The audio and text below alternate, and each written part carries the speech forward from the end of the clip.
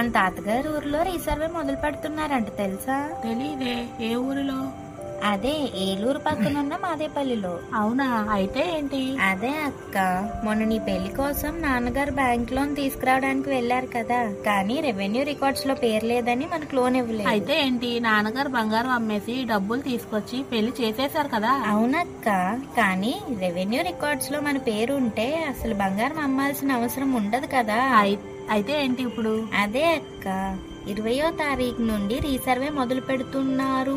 దాని వల్ల మనకు ఉపయోగం ఏంటి? ఇలా అడిగావు, బాగుంది. 20వ తారీఖు నుండి రీసర్వే మొదలవుతుంది కదా, మనం మన భూమిని రీసర్వే చేయించుకొని భూములకు హద్దులను కొలిపించుకుంటే మన భూమికి పేరెక్కిస్తారు.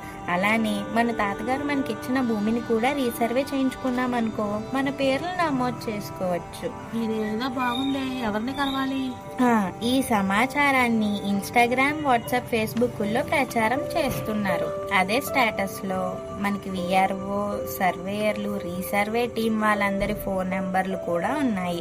వాళ్ళకి ఫోన్ చేసి ఎప్పుడు ఎక్కడ కలవాలో అడిగితే వాళ్ళే సమాచారం ఇస్తారు. అయితే ఈ విషయం నాన్నగారికి కూడా చెప్దాము, రీసర్వేకి తీసుకెళ్దాము. అలా మన పొలం కూడా చూసినట్టు ఉంటుంది. మా నాన్నగారికి ఫోన్ చేసి మాట్లాడదాం.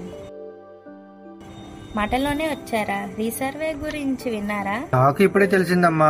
ఈ మధ్య రీసర్వే గురించి మాదేపల్లి విలేజ్ లో ర్యాలీ పెట్టారంట, రీసర్వే గురించి. అట్లాగే మన గౌరవ ఎమ్మెల్యే గారు, దెందులూరు ఎమ్మెల్యే గారు కూడా వచ్చి రీసర్వే గురించి రైతులందరికీ దానివల్ల ఉపయోగాలన్నీ చెప్పారు.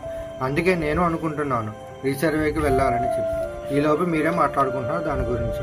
మనం వెళ్ళి తాతగారు నాకు ఇచ్చిన భూమి, మీ ఇద్దరి పేర్ల మీద రాసిచ్చిన భూములను కూడా మనం రీసర్వే చేయించుకుంటే మనకి భూ సమస్యలు ఉండవు, అట్లాగే ఈ లోన్ సమస్యలు ఉండవు.